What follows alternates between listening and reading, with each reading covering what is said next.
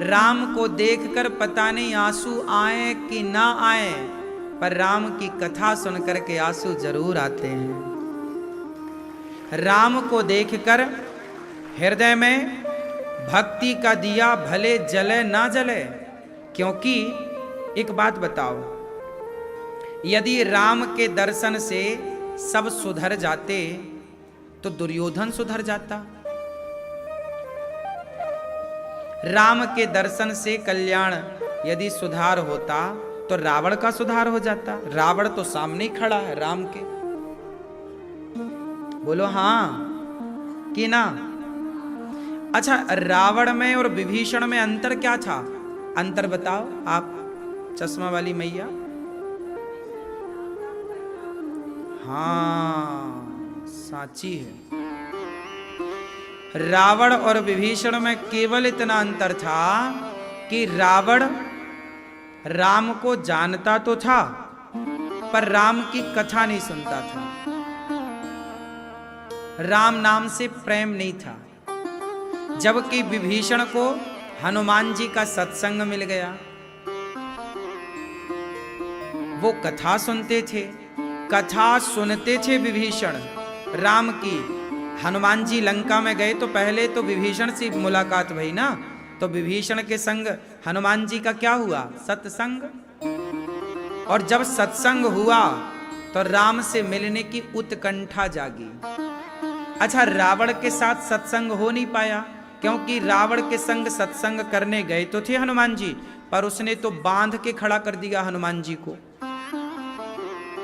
और कहा कि आग लगा दो। अब वहां सत्संग कहां हुए जहां आग लगाने की बात हो रही हो।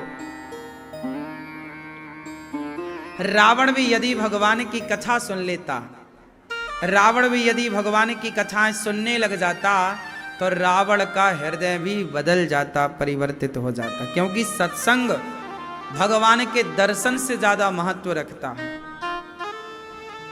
बात सही है? शबरी को क्या मिला? शबरी को पहले, ए भैया आवाज ना आई, ठीक नहीं आ रही है जैसी आनी चाहिए। शबरी गूंज रही है। शबरी को पहले सत्संग मिला कि राम मिले? उत्तर क्या मिला? शबरी को पहले मतंग ऋषि मिले। शबरी के गुरु कौन? मतंग जी के तो आश्रम में रही ना माता शबरी वर्षों तक। पहले गुरु की सानिध्यता मिली, पहले गुरु जी ने राम जी की कथाएं सुनाई, राम जी का नाम सुनाया, फिर कहा कि अब ये नाम जपना और इंतजार करना, तेरे घर राम आएंगे। देखो, शबरी ने नाम जपा, देखो कथाएं सुनी, राम मिल गए। अरे और तो छोड़ो, हनुमान जी को डायरेक्ट राम नहीं मिले, पहले हनुमान जी को राम जी की कथा मिली, नहीं मिली? हनुमान जी राम कथा सुनवे को रसिया, राम कथा सुनवे को रसिया, राम लखन सीता मन। तो ये रसिया है किसके? राम के रसिया नहीं है, राम कथा के रसिया हैं। राम के रसिया राम को देखें। राम जी ने हनुमान जी से कहा चलो हम साकेत ले चलें। हनुमान जी ने कहा वहां आपकी कथा है? राम जी बोले कथा नहीं, वहां तो हम ही हैं। तो हनुमान जी बोले हम आपको कब तक देखेंगे, कितना देखेंगे? आपको देखेंगे तो हो सकता है आपको देखकर पेट भर जाए, लेकिन आपकी कथा सुन करके हमारा पेट कभी नहीं भरता, इसीलिए हम यहीं रहेंगे, आप जाओ। बोले आप जाओ, हम यहीं रहेंगे। तो कब तक रहोगे हनुमान यहाँ? हनुमान जी बोले कि जब तक भगवान की कथा इस धरती पर रहेगी तब तक हनुमान जी इस धरती पर रहेंगे। भगवान की कथा देखो ना, हम 3 घंटे क्या करेंगे अब? 3 घंटे हम भगवान की चर्चा करेंगे और 3 घंटे चुटकियों में निकल जाएंगे। 3 घंटे आप कथा सुन सकते हैं, पर किसी भी मंदिर में आप 3 घंटे रेगुलर दर्शन नहीं कर सकते, है ना? प्रैक्टिकल करके आप देख लो। इसलिए राम से अधिक राम कर नामा, राम के नाम में ज्यादा शक्ति है, राम की कथा में ज्यादा शक्ति है। और सुनो, जहां नाम होता है, अच्छा एयरपोर्ट जो होता है, एयरपोर्ट आप जाते हैं तो वहां देखा होगा अंदर ना एक रडार घूमता रहता है। क्या घूमता है? एक रडार होता है, एक प्रकार का सिग्नल है जो कि सारी फ्लाइटों को सिग्नल भेजता है। यदि वो सिग्नल ना भेजे तो फ्लाइट ऊपर रहे नीचे ना उतरे, और उतरे भी तो उसे लोकेशन ना मिले, क्रैश हो जाएगी, दुर्घटना की पूरी संभावना हो जाएगी। एक रडार होता है, एयरपोर्ट में होता है। पुलिस के पास भी रडार होते हैं कि कोई ड्रोन उड़ाए तो उसको पता चल जाता है, और उसे जैसे ना कोई आतंकी ड्रोन आ गया तो पुलिसों के पास बड़ी व्यवस्थाएं रहती हैं। रडार, हम एयरपोर्ट के रडार की बात करेंगे। अब दिल्ली एयरपोर्ट है, हर 1 मिनट में 2 मिनट में एक फ्लाइट लैंड करती है और हर दूसरे मिनट में एक फ्लाइट ऊपर जाती है। ये किससे चल रही हैं फ्लाइटें? पूरा उस सिग्नल से चल रही है कि नहीं? बोलो हाँ। और वो सिग्नल एक जगह है, एक जगह ही गोल गोल घूम रहा है। क्यों? और वो ऊपर तक जा रहा है सिग्नल, ऊपर की फ्लाइटों को नेटवर्क देके, कवरेज देके नीचे ला रहा है, नीचे की को ऊपर ले जा रहा है। सारी फ्लाइटें उस सिग्नल को फॉलो करती हैं? नहीं करती, सारी खिंची चली आती हैं। दिल्ली एयरपोर्ट जहां भी वो है, खिंची आएंगी। उसी तरह जैसे कि रडार सारी फ्लाइटों को अपनी ओर खींचता रहता है, सब उसकी ओर, उसके सिग्नल की ओर खिंची चली आती हैं, उसी तरह राम का नाम, कृष्ण का नाम वही रडार है कि भगवान का नाम जहां है, जो जप रहा है प्रेम से, भगवान उस ओर खिंचे चले आते हैं, वहीं लैंड करते हैं भगवान जहां वो राम नाम का रडार होता है। सारी समृद्धि, सारा सुख, सारी शांति, कहते हैं ना जब भगवान की कृपा होती है तो सुख शांति भी होती है।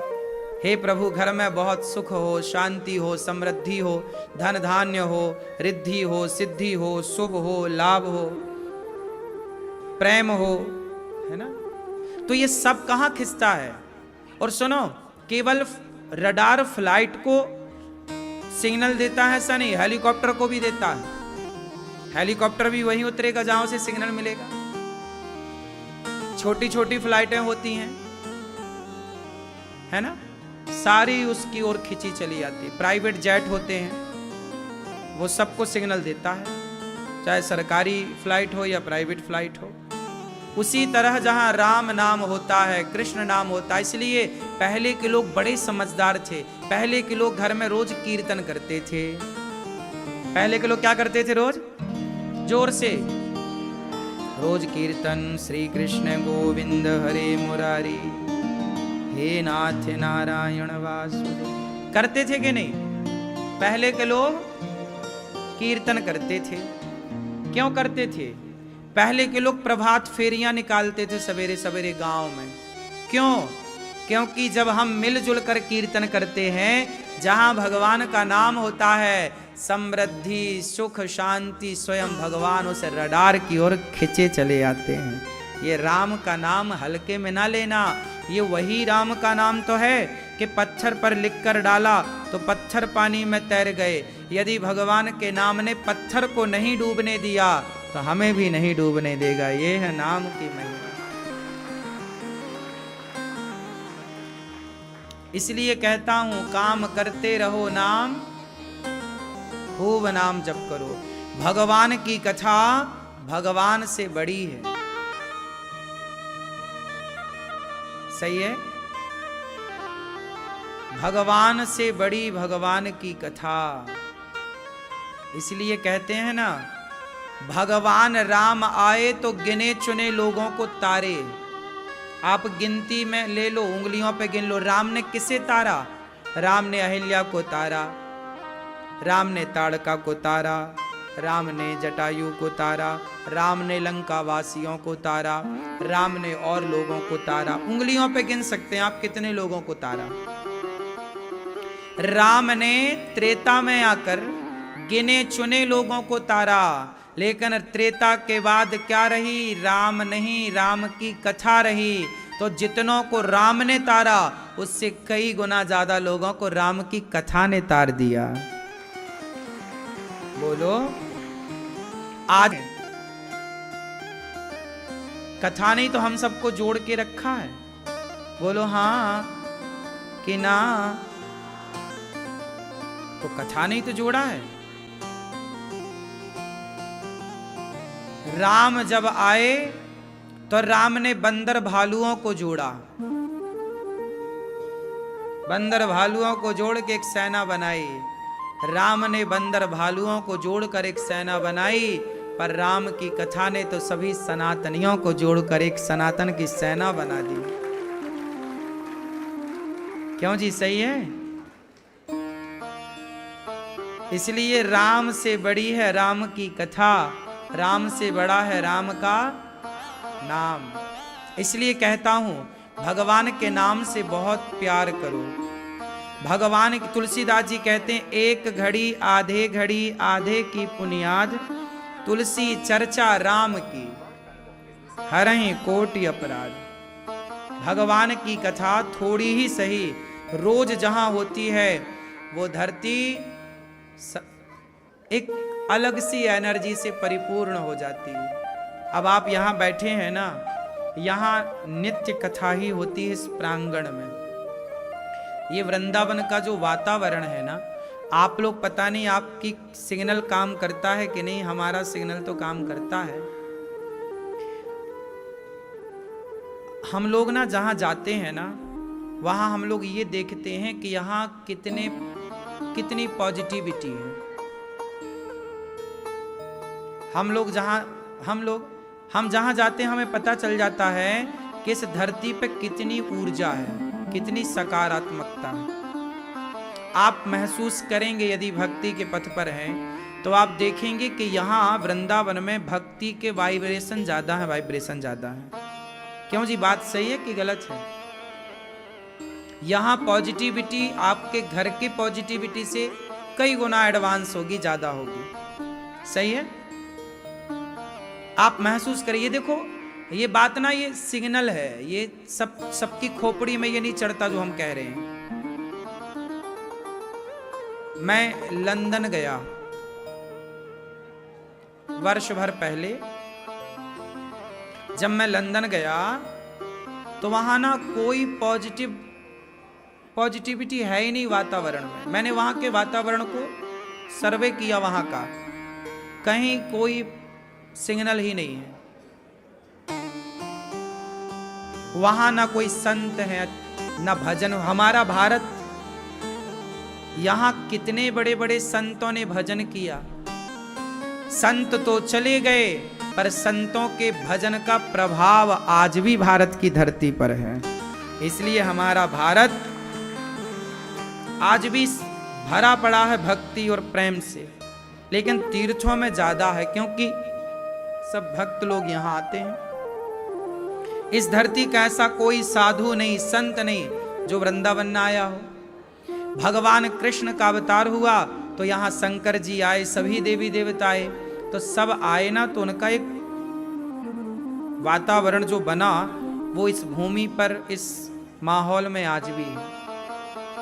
इसलिए घर में आप भजन करोगे ना, ध्यान नहीं लगेगा, लेकिन तीर्थों में आप ध्यान लगाओगे, ध्यान जल्दी लग जाएगा। आप प्रैक्टिकल करके देख लेना, क्योंकि यहां नेटवर्क है, यहां रडार मिल रहे हैं, सिग्नल मिल रहा है पॉजिटिविटी का। बात सही है? घर पे आप ध्यान करो, आंखें बंद करो, 17 विचार आएंगे, पर वृंदावन धाम में जरा आपके अंदर भक्ति होनी चाहिए, क्योंकि रडार यदि सिग्नल छोड़ रहा है यहाँ से एयरपोर्ट से, तो उसका सिस्टम एक फ्लाइट के भीतर भी तो है ना कि जो उसे कैप्चर करे। अब भेजे जा रहा पर फ्लाइट में है ही नहीं कुछ, तो कैप्चर क्या करेगा?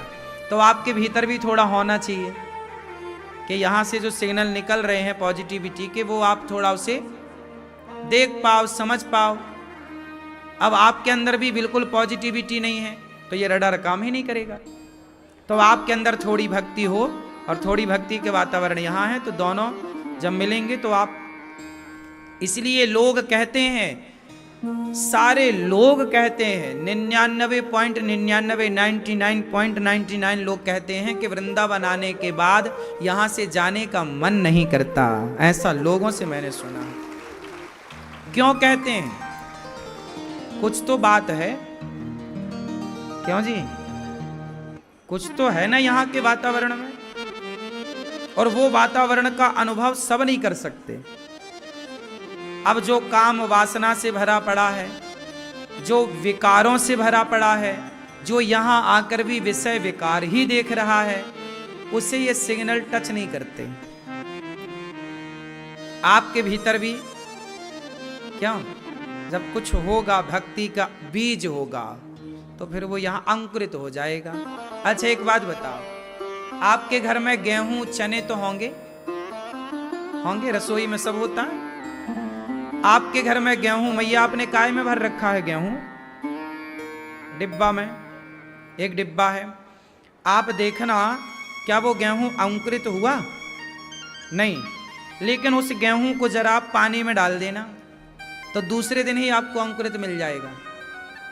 और आपके डिब्बे में 1 साल से भरा है, लेकिन वो अंकुरित नहीं हुआ। लेकिन अंकुरित कहां हुआ? पानी में। क्यों?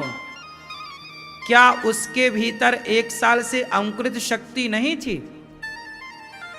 थी, लेकिन जिससे वो अंकुरित होता वो संग उसे नहीं मिला। पानी का संग किया गेहूं ने, लो अंकुरित हो गया। ऐसे ही है कि आपके भीतर भक्ति का बीज तो पड़ा है, पर जब ऐसा संग मिलता है, ऐसा धाम मिलता है, तो वो बीज अंकुरित हो जाता है। इसलिए वृंदावन धाम क्यों आना चाहिए? कथाएं क्यों सुनना चाहिए? कथा सुनने से क्या होगा? आपके भीतर जो भक्ति का बीज है वो इस धाम में, इस कथा के जल से, जैसे गेहूं पानी के संयोग से तो अंकुरित होगा, उसी तरह आप जब कथा से जुड़ेंगे, सत्संग का जल आपके हृदय में पड़ेगा, तो आपके भीतर भक्ति का बीज अंकुरित हो जाएगा। लेकिन एक गेहूं अंकुरित नहीं होता। कौन सा? आप गेहूं को जरा तवे में डाल दो, गरम तवे में या गरम कढ़ाई में, जरा गरम तवे में गेहूं डाल दो और जरा 4-6 बार ऐसे ऐसे हिलाओ, घुमाओ, जरा गेहूं गरम हो जाए, फिर आप डालो पानी में। क्यों? गेहूं को आप गरम करो तवे में और फिर पानी में डालो, अंकुरित होगा? बोलो, नहीं होगा। क्यों नहीं होगा?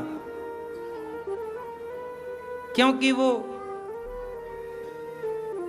एक अलग टेम्परेचर में चला गया, एक अलग ही संगति में चला गया। पानी की संगति डायरेक्ट मिलती तो अंकुरित होता, पर उसे आग की संगति मिल गई। किसकी संगति मिल गई? अग्नि के संपर्क में आ गया, और अग्नि के संपर्क में आने से उसकी क्या हो गई? अंकुरित शक्ति नष्ट हो गई। उसी तरह जो सत्संग में आ जाते हैं उनकी तो अंकुर निकल आता है, मतलब भक्ति का बीजारोपण हो जाता है। लेकिन जो लोग बुरी संगति में पड़ जाते हैं, गलत संगति में पड़ जाते हैं, फिर उनके कितना भी समझाओ, मूर्ख हृदय न चेत, जो गुरु मिलहि विरंचि सम। रावण को फिर सबने समझाया, स्वयं हनुमान जी ने, पर रावण को, क्योंकि वो उसका बीज नष्ट हो गया ना, अंकुरित। तो जब आप गलत संगति में चले जाते हैं, इसलिए कहता हूं बच्चों को पहले ही संगति से जोड़ दो। यदि गलत संगति में चले गए तो फिर उन्हें कोई नहीं समझा सकता। फिर उन्हें साधु लोग बुरे लगने लग जाएंगे, संत लोग गंदे लगने लग जाएंगे, माता पिता भी गलत लगने लग जाएंगे। फिर उन्हें वही लोग सही लगेंगे जो उन्हें गलत गाइड करे। अब देखो ना, शराब पीने वाला मेरे पास आके कम बैठता है, शराबियों के बीच में ज्यादा बैठता है, क्योंकि मेरे बीच में बैठेगा तो उसके हो सकता है कि कुछ बीज भक्ति के अंकुरित हो जाएं, सुधरने की संभावना ज्यादा है। इसलिए शराबी है, गंजेड़ी है, जैसे आजकल के कुछ लोग लिव इन में रहते हैं, लिव इन, पराई औरत पराई मर्द के संग लिव इन। अब वो लिव इन में रहने वाले अब यहाँ आएंगे, कथा सुनेंगे, तो उन्हें ना ये कथा जल्दी पसंद नहीं आएगी, ये बातें जल्दी उनके भीतर नहीं जाएंगी। वो कह रहे बाबा लोग तो ऐसी बातें करते हैं, ढोंगी हैं, पाखंडी हैं। क्यों? क्योंकि उनको एक अलग प्रकार का रस मिल रहा है। वो जो रस ले रहे हैं वो काम रस है। लिविन में जो रस मिल रहा है वो कौन सा रस है? काम रस। और आप यहां ले रहे हैं राम रस। तो राम काम रस वालों को जल्दी से राम रस अच्छा नहीं लगता, और राम रस वालों को काम रस अच्छा नहीं लगता। अब आपसे कहे कोई कि लो जी रहो लिविन में, तो आप लोग नहीं रहेंगे, क्योंकि जो राम रस में डूब गया फिर उसे काम रस फीका लगता है। लेकिन जो काम रस में डूबा है उसे राम रस समझ ही नहीं आएगा। और एक बात बताएं, काम रस में डूबा हुआ यदि एक बार उसे राम रस का चस्का लग गया, कथा का, सत्संग का, भक्ति का चस्का लग गया, तो फिर वो काम आम छोड़ करके, वासनाएं छोड़कर राम का दीवाना भी हो जाए, कृष्ण का दीवाना भी हो जाए। कितनी वैश्याएं ऐसी हैं जिन वैश्याओं ने अपना धंधा बंद कर दिया कथाओं के रस के कारण। अरे हम तो कोई और रस लूट रहे थे, यहां तो अलग ही लूट रहा है। कितने वैश्याओं की कथा भागवत जी में है। पिंगला नाम की वैश्या, गणिका आप जब जानती हैं, इन्होंने ये वैश्याएं थी, खुलेआम वैश्यावृत्ति करती थी, दिन में 10 मर्द बदलती थी। लेकिन ऐसी वैश्याओं ने जब कहीं चलते फिरते कथाएं सुन ली और कानों में कथा का रस पड़ा, दौड़ के आई, जरा बैठी, क्या हो रहा जरा देखें, तो आई, बैठी और ऐसी डूब गई उस प्रेम के रस में, भक्ति के रस में। भगवान ने अपनी ओर ऐसा खींचा कि उसके बाद तो वो कभी गई ही नहीं और उनका कल्याण हुआ, वो परम भक्त बनी। तो ये रस ऐसा है, कहते ना कि सबको अपना अपना स्वाद, सब अपने अपने स्वाद में रहते। जैसे गुजरात का आदमी, उसके खाने का अपना ही स्वाद है, कढ़ी भी खाए तो मीठी, दाल भी खाए तो मीठी, और सब्जी में भी शक्कर ही डाल के खाए, क्योंकि वहां का स्वाद है। क्यों? अब वहां के लोगों को यहाँ की कढ़ी खवाओ तो अच्छी ना लगे, और आप लोगों को कढ़ी शक्कर डाल के खवाएं तो आपको अच्छी ना लगे। बात सही है? बिहार के लोग लिट्टी चोखा खाते हैं। अब लिट्टी चोखा तो मध्य प्रदेश के आदमी को खवाओ तो उसे 1-2 बार में तो समझ ही नहीं आए भैया ये क्या है।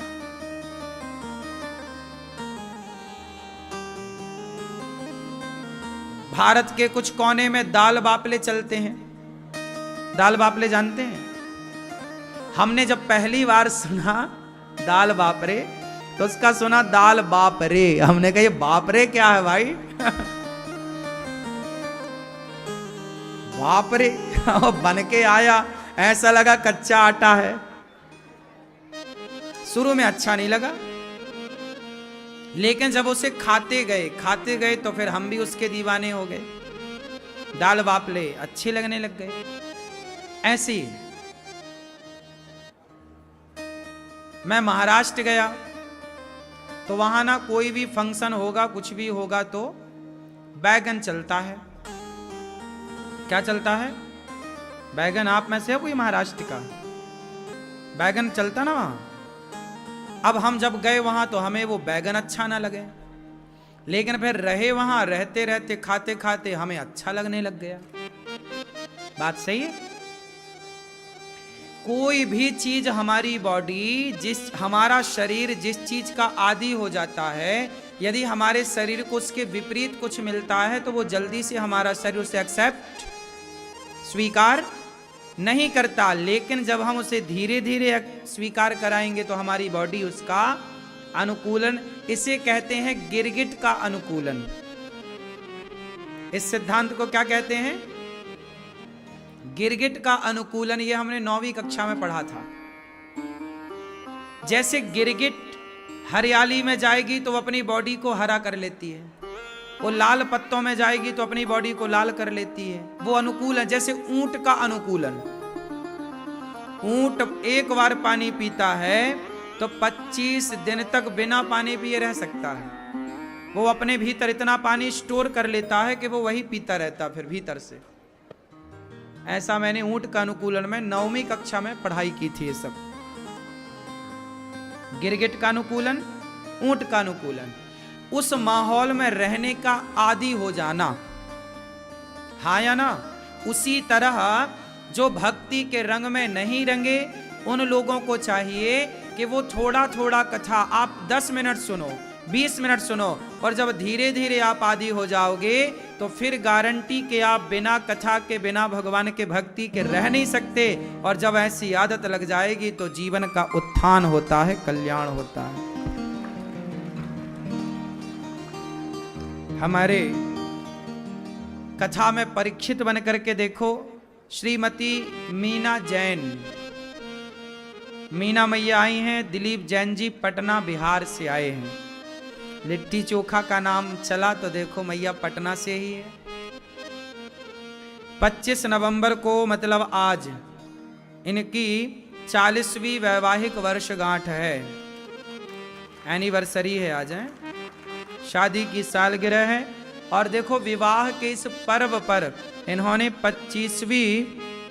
40वीं वर्षगांठ पर इन्होंने ये सुंदर सी भागवत जी का आयोजन कराया है कि इनके द्वारा इनका परिवार परिकर पूरा देश कथा सुने।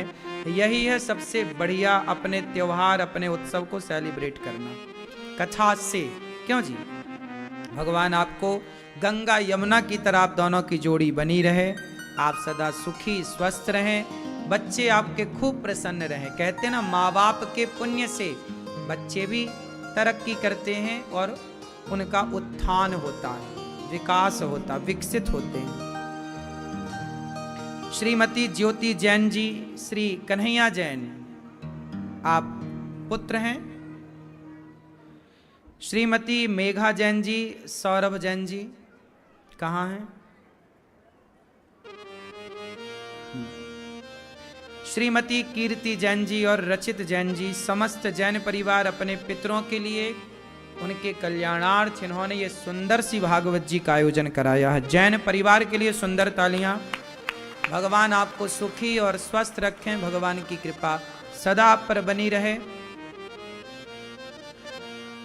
भागवत जी की कथा जब आप सुनते हैं ना, तो भगवान की कृपा आप पर तो होती है, पितरों को भी भागवत जी कृतार्थ करती हैं। आप सब बड़े भाग्यशाली हैं कि बिहारी जी ने आपको बुलाया। कहते हैं बिहारी जी की महफिल को बिहारी जी ही सजाते हैं और वृंदावन वही आते हैं जिन्हें बिहारी जी बुलाते हैं। आपको बुलाया, चले आए। आप सबको बुलाया, अरे आप तो जाने ही लग गए हैं। अच्छा, ट्रेन, टाटा, जल्दी आइयो। साथ ही भगवान आपको सुखी बनाएं, सुखी रखें, प्रसन्न रखें, यही आप सबके लिए आशीर्वाद। साथ ही श्री भास्कर साहब जी रायपुर छत्तीसगढ़ से हैं, आप कथा का रसपान कर रहे हैं। श्रीमती भारती साहब जी, आप भी भागवत जी के परीक्षित बन के कथा का रसपान अपने घर की सुख शांति और पितरों के उद्धार के लिए कार्य कर रहे हैं। भगवान आपको सुखी रखें। जैसे गंगा का जल जो पिए सबकी प्यास बुझती है, ऐसे भागवत की गंगा में जो डुबकी लगाए सबका उत्थान, सबका उद्धार, सब पर कृपा होती है। श्रीमती कमला देवी साहू, श्री अरुण कुमार साहू और श्रीमती रेवती बाला साहू जी, स्वर्गीय डॉक्टर पूर्वा साहब, पुत्री की आत्मा के उद्धार के लिए श्रीमती रेखा साहू, श्री दुर्गा प्रसाद आदि समस्त परिवार कथा की गंगा में आप डुबकी लगा रहे हैं और अपने जीवन को कृतार्थ कर रहे हैं। तो साव परिवार के लिए भी बहुत बहुत साधुवाद। आप सब पर बिहारी जी की कृपा बनी रहे, आप भी खूब तरक्की करें, खूब सुखी रहें, समृद्धवान रहें, भागवत जी की कृपा आप पर बनी रहे। बिना भगवान की कृपा के भागवत संभव नहीं है। आप लोग आए नहीं हैं वृंदावन, बिहारी जी ने बुलाया है कि चलो जी अब आओ। आए नहीं हैं, बिहारी जी बुलाते हैं आपको। और आप सब पर बिहारी जी की ऐसी ही कृपा बनी रहे। यहाँ भागवत जी के पोथी पाठ भी बैठे हैं और आप जितने भक्तों ने यहाँ पोथी पाठ रखा है, आप सब अपने पितरों के लिए, घर की सुख शांति समृद्धि के लिए इन्होंने आप सब ने जो कार्य किया वह निश्चित ही उत्तम है। आप जिस कामना से यहाँ भागवत जी का पाठ करा रहे हैं, भागवत जी आपकी समस्त कामनाएं पूरी करें, यही भागवत जी से प्रार्थना है। तो यजमान परिवार के लिए भी तालियां, जिन्होंने भागवत जी के पोथी पाठ कराए, आप सबके लिए भी तालियां।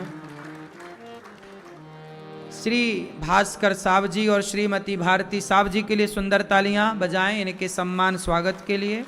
और श्रीमती मीना जैन और भैया श्री दिलीप जैन जी के लिए भी सुंदर तालियां। आगामी भागवत जी का पाठ 25 दिसंबर से है। आप भी अपने पितरों पूर्वजों के लिए भागवत जी के पाठ 25 दिसंबर से जो होंगे आप करा सकते हैं। दिसंबर में छुट्टियों के टाइम आकर इसी बहाने माता पिता को भागवत सुनवाइए, आप भी सुनिए। 25 दिसंबर से भागवत जी के पाठ होंगे। प्रिय भक्तों, भागवत की कथा प्रत्येक प्राणी को सुननी चाहिए, सबको सुननी चाहिए।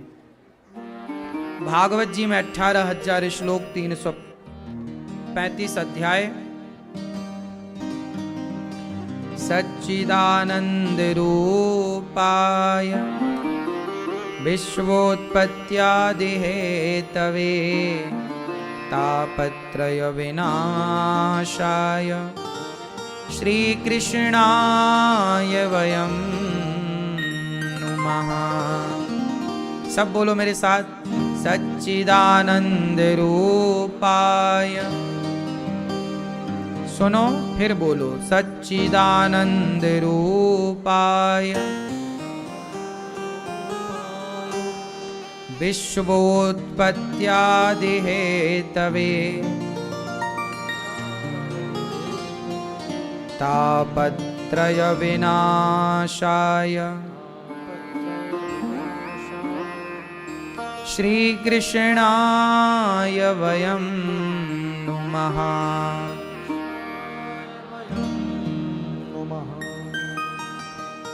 भागवत जी में सुखदेव भगवान व्यास जी महाराज भागवत जी के 6 अध्यायों में महात्म्य की बात करते हैं।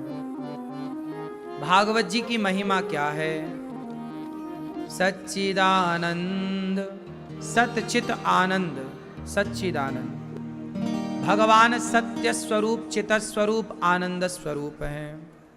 सत्य, देखो जब तक व्यक्ति सत्य के राह पर नहीं चलता, सत्य चित आनंद पहले नंबर पे है। सत्य, सत्य के राह पर जब तक व्यक्ति नहीं चलेगा तब तक उसकी चेतना नहीं जागेगी, ज्ञान की चेतना, भक्ति की चेतना नहीं जागेगी।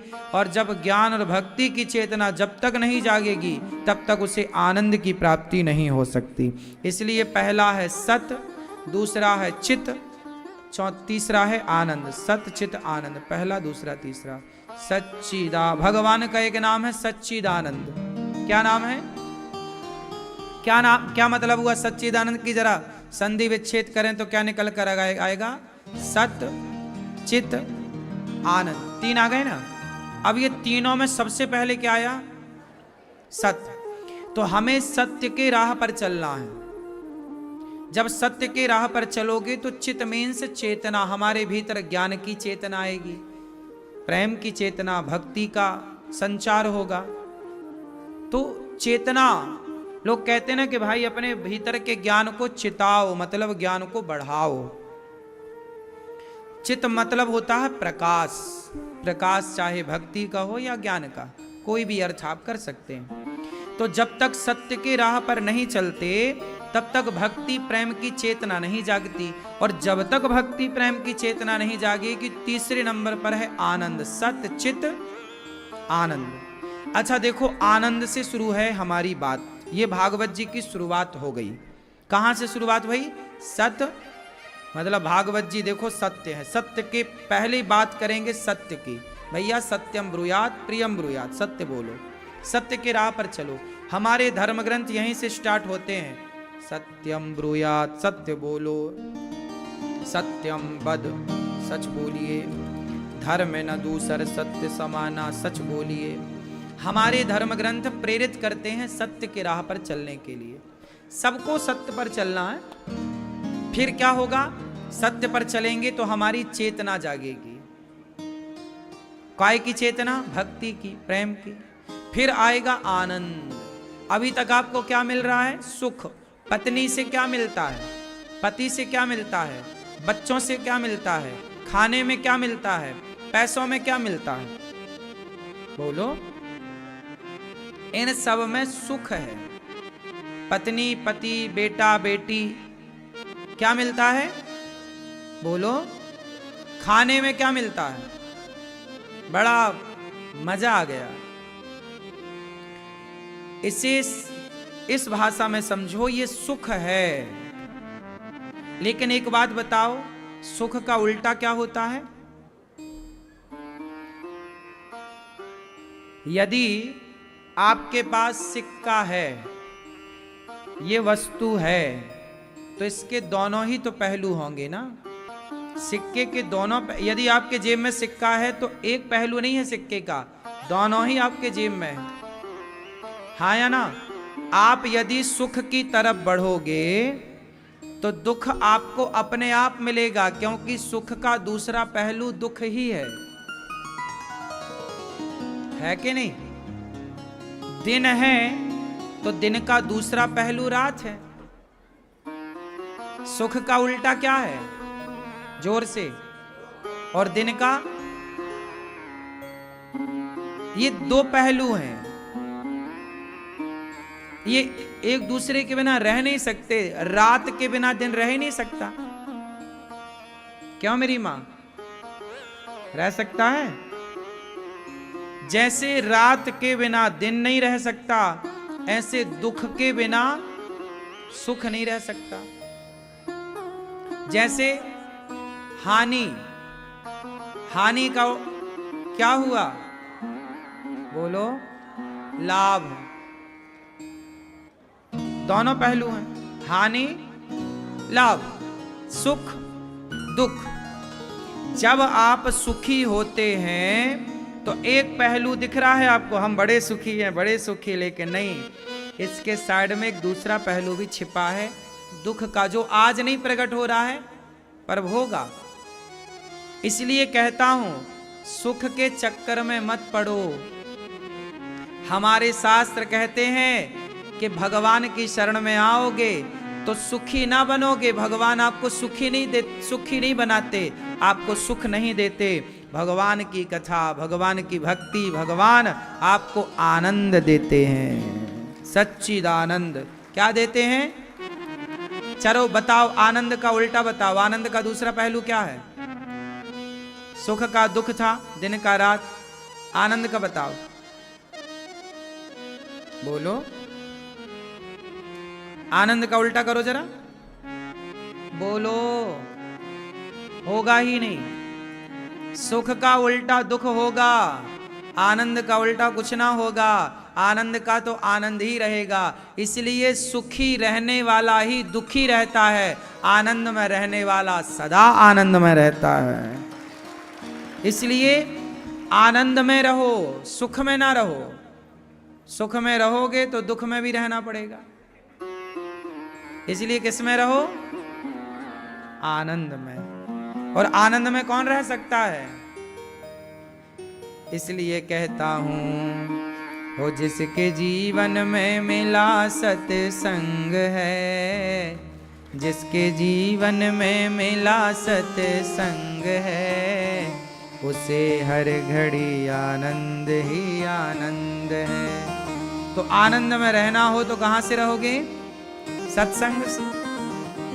भगवान की कथा सुख नहीं देती, आनंद देती है। वो आनंद जो सदा रहेगा, है ना?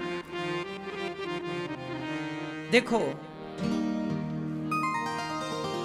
ऊंचाई, सबसे ऊपर कौन जाती है? पेड़ पौधे ऊंचे जाते हैं कि पतंग ऊंची जाती है? ऊंचा कौन है? पतंग ऊंची है ना? बोलो। अच्छा, पीपल ऊंचा है ना कि नहीं है? पीपल, वट, वट मतलब वट वृक्ष, वट वृक्ष समझते हैं ना? बरगद, वट समझते हो? पीपल है, वट वृक्ष है, ये भी ऊंचे होते हैं। लेकिन पतंग तो बहुत ऊंची जाती है। अच्छा ये बताओ, पतंग जैसी ऊंचाई चाहते हो कि पीपल वटवृक्ष जैसी ऊंचाई चाहते हो? बोलो जोर से। हां, पतंग की ऊंचाई सदा ना रहेगी, पर पीपल वटवृक्ष की ऊंचाई सदा रहेगी। सदा मतलब 1000 साल 500 साल तो उनकी आयु है ही। हमसे तो बड़े आयु वाले हैं पीपल और वटवृक्ष। सदा मतलब हम ये नहीं कह रहे हैं कि लाखों साल रहेंगे, वो भी सूख जाते हैं। लेकिन हम अपने से तुलना करें 100 साल से, तो हमसे तो ज्यादा है, तो सदा मान लो थोड़ी देर के लिए। तो पीपल की ऊंचाई सदा के लिए है, वटवृक्ष की ऊंचाई सदा के लिए है, जबकि पतंग की ऊंचाई, देखो पीली मैया चश्मा लगाए सिर में, सिर ऐसे हिला रही हैं जैसे सुन रही हो जबकि सो रही हैं। पीली मैया, और देखो सोते सोते भी हाँ बुद्धू बना रही है मैया।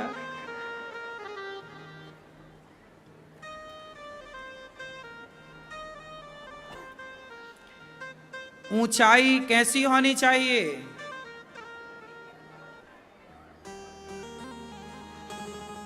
पतंग की ऊंचाई मायने नहीं रखती, क्योंकि पतंग अपने से थोड़ी ऊंची होती है, उसकी ऊंचाई किसी की उंगलियों पर होती है। कोई उसे नचा रहा होता है, कोई उसे उड़ा रहा होता है, कोई उसे लड़ा रहा होता है। जब चाहे लड़ा दे,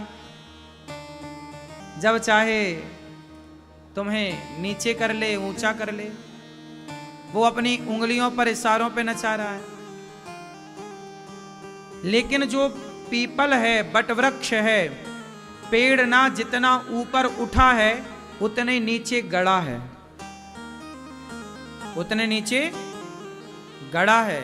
जो जितने नीचे गड़ता है ना मेरी माँ, वही उतने ऊंचे उठता है। इसलिए ऊपर उठने के लिए नीचे गड़ना पड़ता है, अपने काम को तरीके से करना पड़ता है। गड़ना मतलब अपने को खपाना पड़ता है, डुबाना पड़ता है काम में।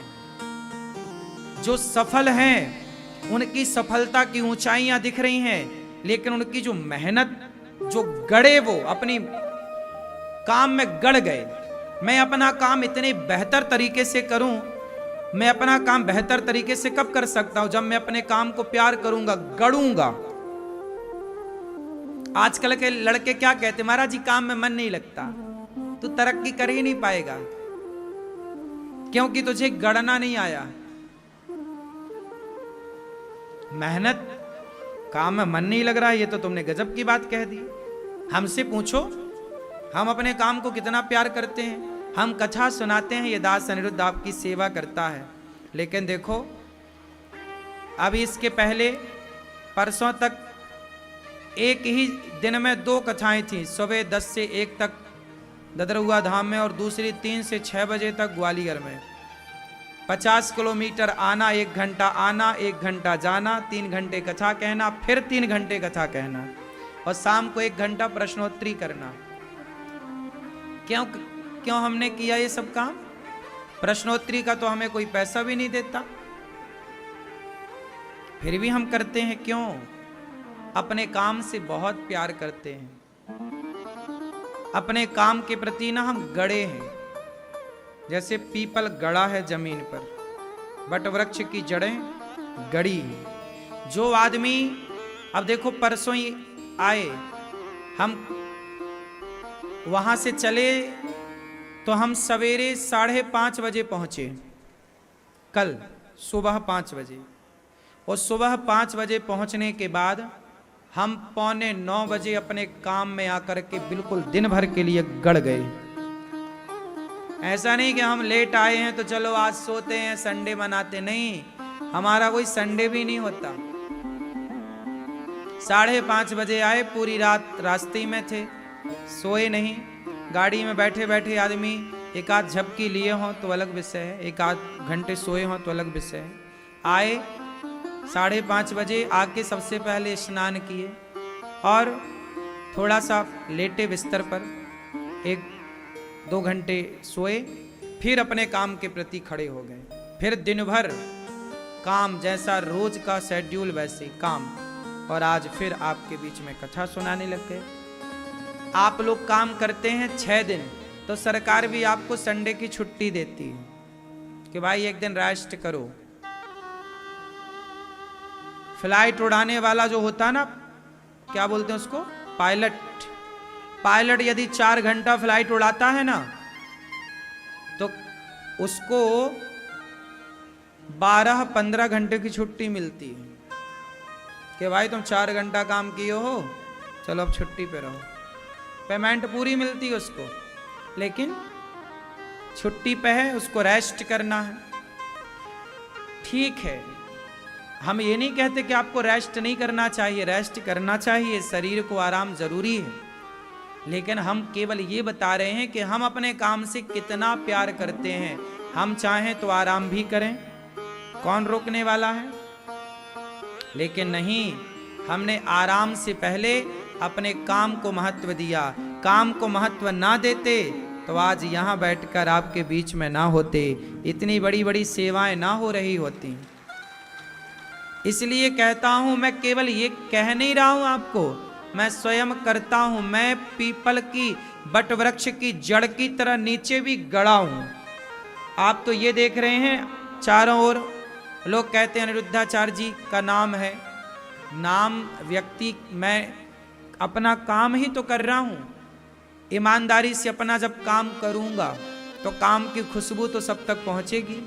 आपकी मेहनत, आपके काम की खुशबू दुनिया तक जाती है।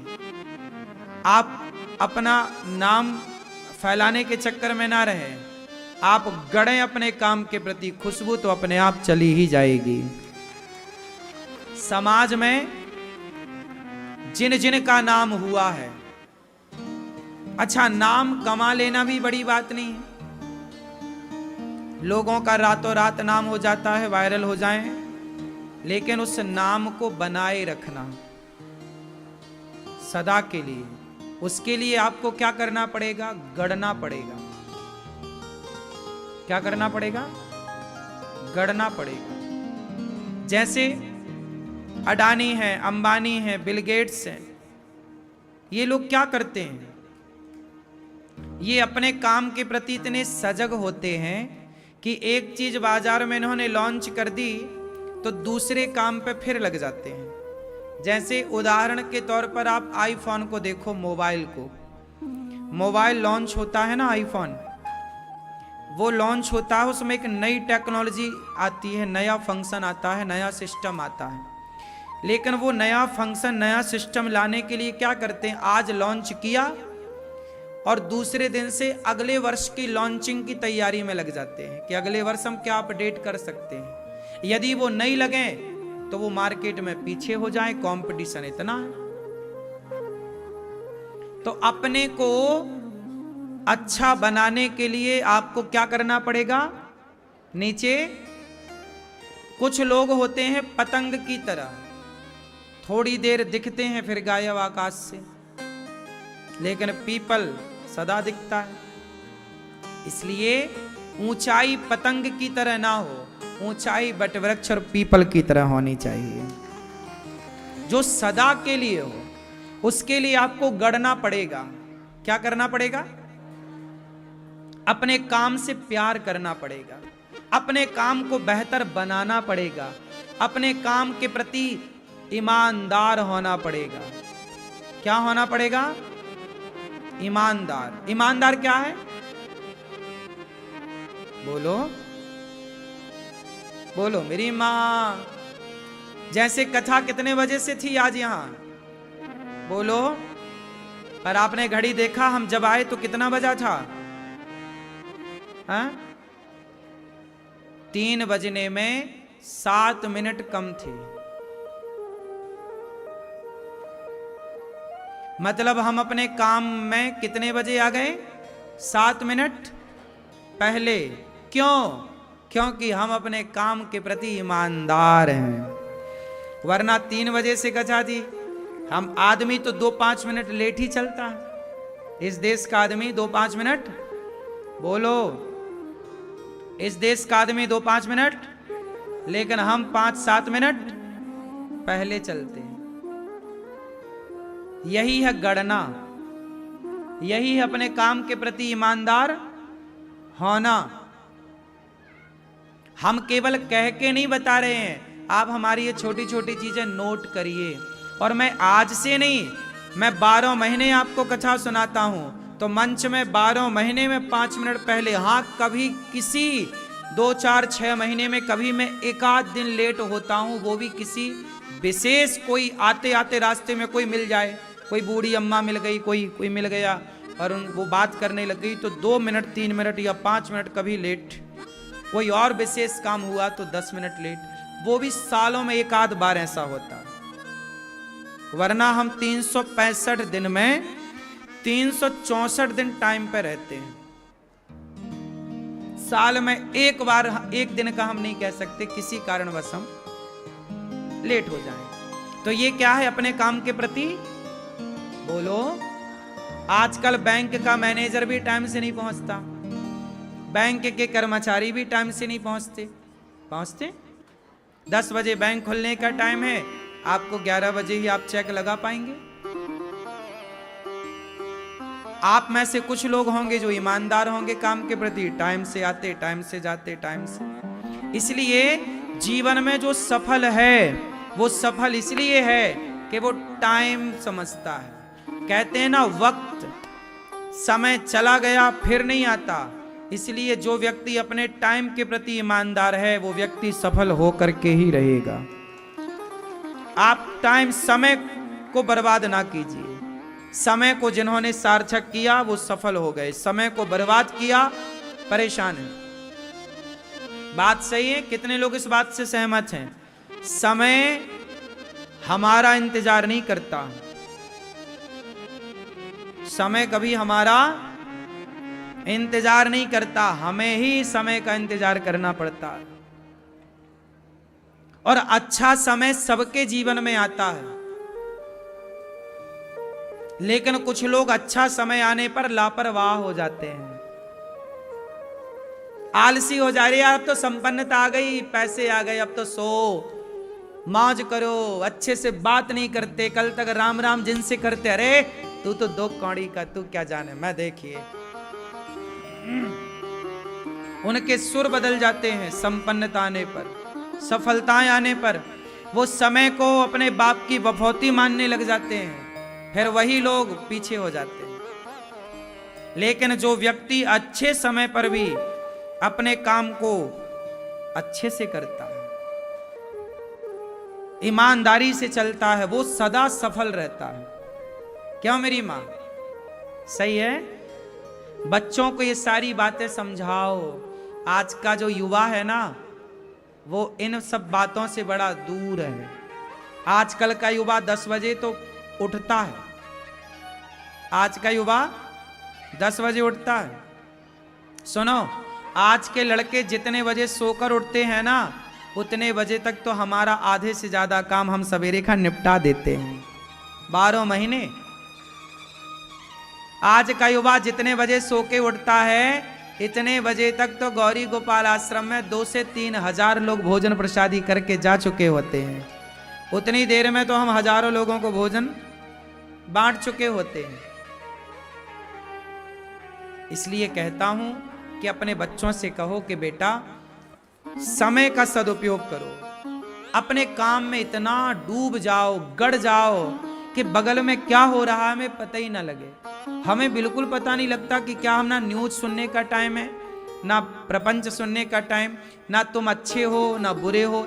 आप अच्छे हैं इससे भी हमें कोई लेना देना नहीं, आप बुरे हैं इससे भी हमें कोई लेना देना नहीं।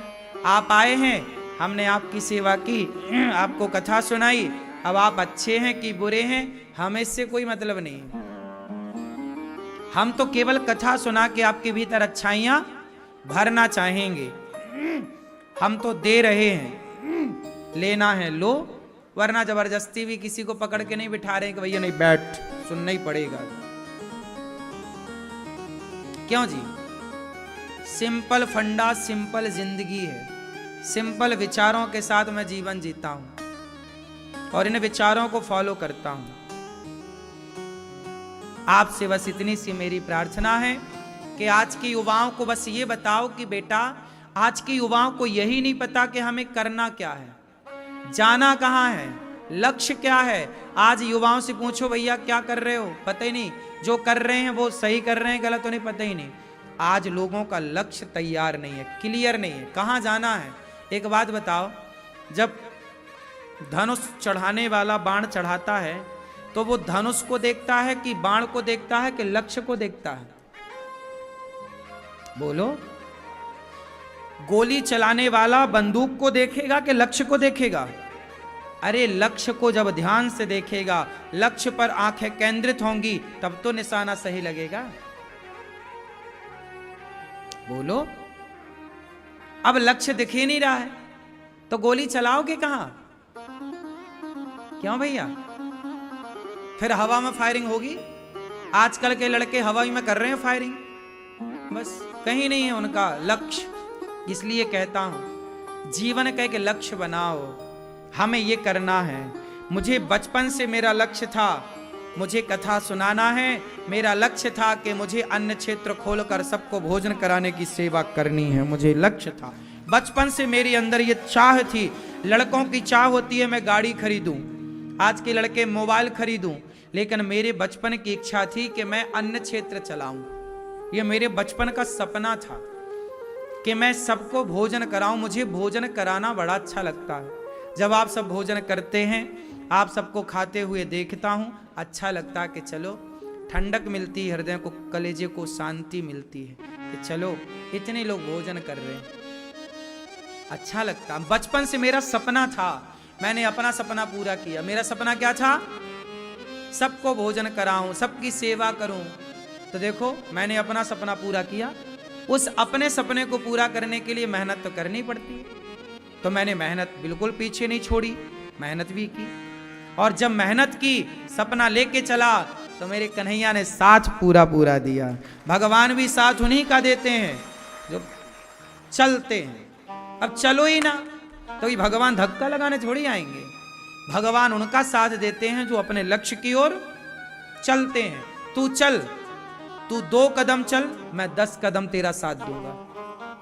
आपने कभी साइकिल तो चलाई होगी।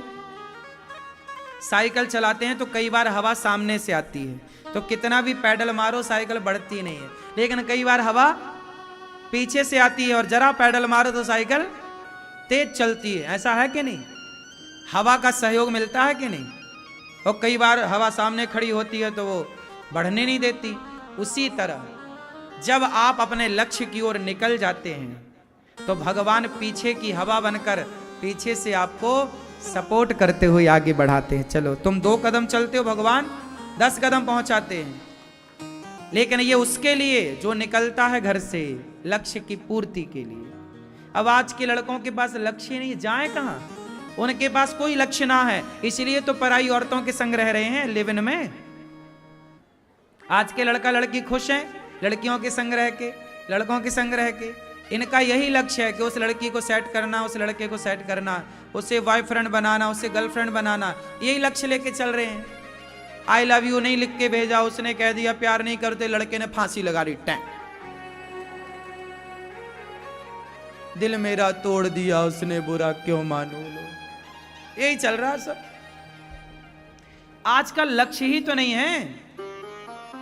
आजकल लड़कों का लक्ष्य क्या है? सिर्फ कुछ लड़कों का लड़कियों को देखना उनका लक्ष्य, तो बेचारे चौराहे में बैठ के ताक रहे हैं और गाना भी गा रहे हैं, ताकते रहते तुझको सांझ सवेरे। उनका लक्ष्य ही लड़कियों को ताकना है। कुछ लड़कियों का लक्ष्य ही है कि 4-6 बॉयफ्रेंड बनाओ, एक से मोबाइल मंगवाओ, एक से कपड़े मंगवाओ, एक से ये मंगवाओ। तो इनका लक्ष्य ही यही इतना ही है। इसलिए ये एक सीमित दायरे में रह के जिंदगी जीते हैं और आदमी मर जाता है। विजन बड़ा होना चाहिए। क्या होना चाहिए? लक्ष्य। जिसका जितना बड़ा लक्ष्य होगा वो उतना आगे जाएगा, उतनी तरक्की करेगा। लक्ष्य छोटा तो आप छोटे। भाई ये बताओ, एक आदमी कुएं के पास गया लोटा लेकर, ए भैया पानी दोगे क्या? कुआं बोला दूंगा। आदमी बोला ये बता तेरे से ज्यादा पानी किसके पास है? कुआं बोला नदी के पास है। तालाब के पास जा, मेरे से ज्यादा तुझे तालाब में मिलेगा। तालाब के पास गया लोटा लेकर, क्यों भाई तालाब तू बता मुझे पानी देगा? हाँ हाँ ले लो, पर ये बता तेरे से ज्यादा पानी किसके पास है? बोला नदी के पास।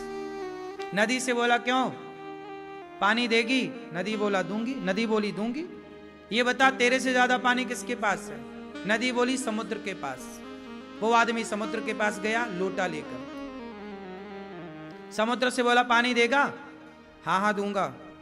तू बता तेरे से ज्यादा पानी किसके पास है? समुद्र बोला मेरे से ज्यादा पानी किसी के पास नहीं है। तो आदमी बोला चल भर दे मेरा लोटा। समुद्र बोला पागल,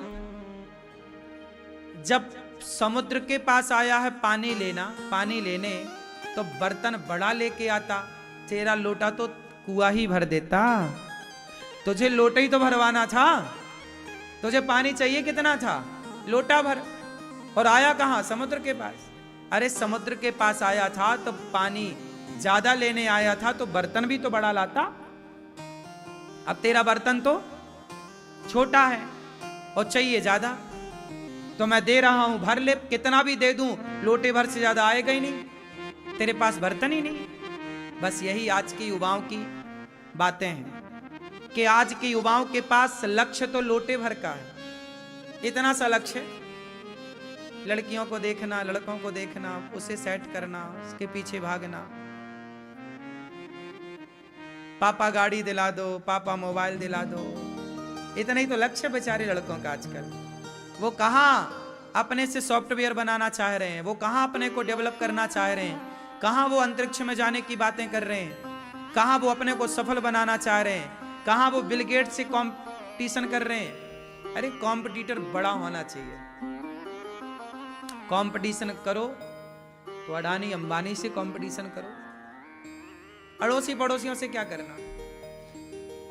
आपका कंपटीटर ही छोटा है, इसलिए आप छोटे रह गए। चुनो भी तो बड़े को चुनो, छोटे से क्या है। राम भी लड़े तो बड़े से लड़े ना, रावण से। छोटे मोटों से राम जी कहां लड़े? छोटा था मेघनाथ, तो मेघनाथ को लक्ष्मण जी से, जाओ लक्ष्मण तुम लड़के आओ। क्या राम जी छोटे से लड़े? छोटा था ना मेघनाथ। बोलो राम जी से समझते क्यों नहीं आप लोग? शत्रु भी छोटा नहीं होना चाहिए, बनाओ तो बड़े दुश्मन। छोटे मोटे क्या तुच्छों से क्या दुश्मनी करना? क्यों मेरी मां? मेघनाथ से नहीं लड़े राम, एक बार भी नहीं लड़े, बताओ लड़े? लक्ष्मण लड़ेगा। रावण से लड़ूंगा मैं, रावण बड़ा है, बड़े से बड़ा। बस यही है, जितना बड़ा लक्ष्य उतनी बड़ी सफलता। इसलिए लक्ष्य बड़ा होना चाहिए। आज के युवाओं का लोटा आपका छोटा है, पानी सामने है, ये सफलताएं खड़ी हैं आपका इंतजार करने के लिए।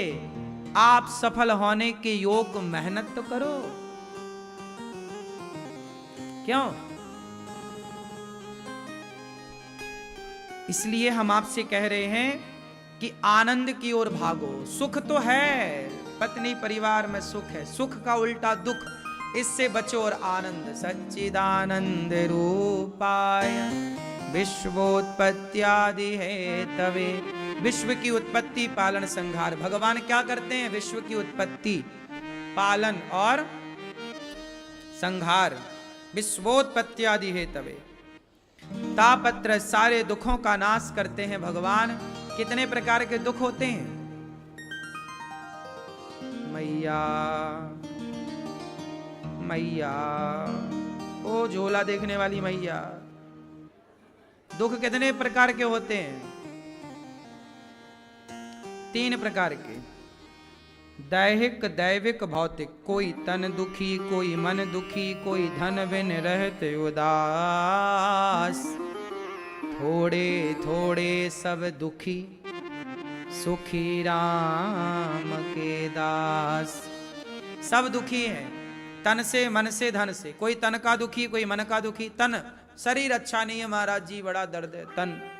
कोई मन का दुखी, महाराज जी बेटा बात नहीं सुनता, मन से बड़ा परेशान हूं, मन बड़ा तंग करता, मन जाता है यहाँ वहां, मन से बड़े परेशान, जिसे मानसिक तनाव कहते हैं। आजकल डिप्रेशन की बीमारी ज्यादा है ना, ये मानसिक बीमारी तो है आजकल भारत में। सब भारत नहीं, दुनिया में, भारत में थोड़ा कम, पूरी दुनिया में आज 80% तनाव की बीमारी है, डिप्रेशन। विदेशों में लोग डिप्रेशन की गोलियां खा खा के मर रहे हैं। गोलियां जरूरत से ज्यादा भी ना खाना। हमारे गुरुजी हैं, उनको बड़ा दर्द हुआ करता था शरीर में कहीं भी, तो वो पेन किलर नाम की गोली आती है क्या बाजार में? क्या पेन किलर नाम की गोली हमारे गुरुजी ले आके खा लिया करते थे, दर्द खत्म। लेकिन ऐसा करते करते 10 साल हुआ उनको।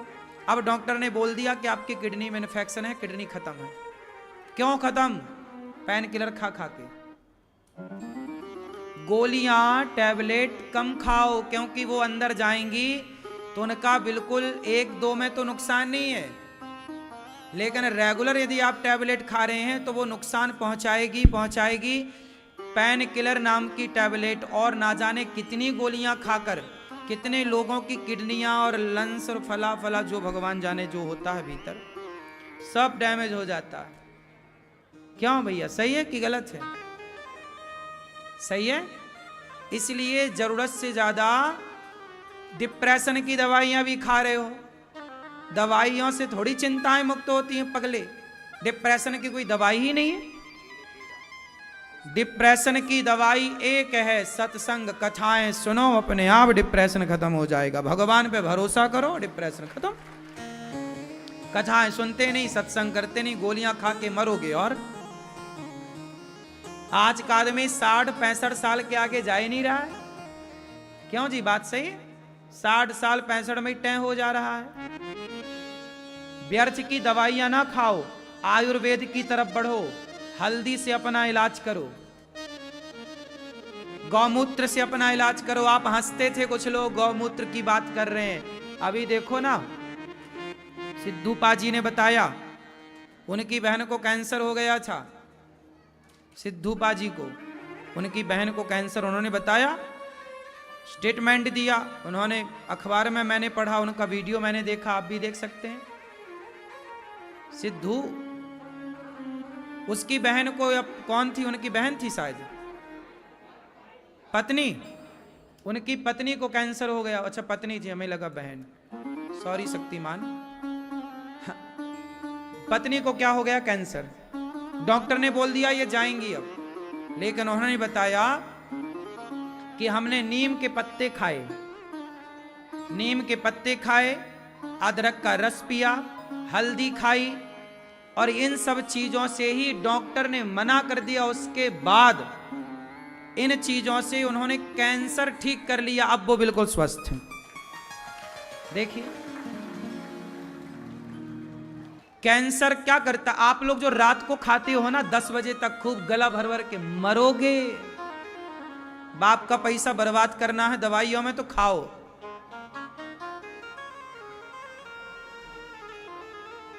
रोटी कम खाओ, चावल कम खाओ, सलाद ज्यादा खाओ, फल ज्यादा खाओ।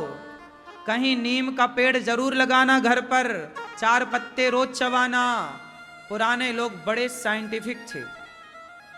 पहले के लोग नीम की छांव, नीम का पत्ता, कोई दिक्कत हो जाए नीम के पत्ते उबाल कर उससे नहवाते थे। मैं भी बचपन में नीम के पत्तों को काढ़ा बना के उबाल के, शरीर में कोई फुड़िया उड़िया हो जाए, त्वचा का रोग, तो मैया नहवाती थी उसके पानी से। नीम का हम लोग बचपन में मैं भी खाया हूं। मेरी गैया थी, बछड़ा था, हम क्या करते थे, पटार पड़ जाती थी ना बछड़ों को, बछिया को, और लड़कों को भी पटार हो जाती। पटार समझते, पेट में इतने बड़े बड़े कीड़े, उसको पटार बोलते हैं। आपकी भाषा में क्या बोलते हैं भगवान जाने।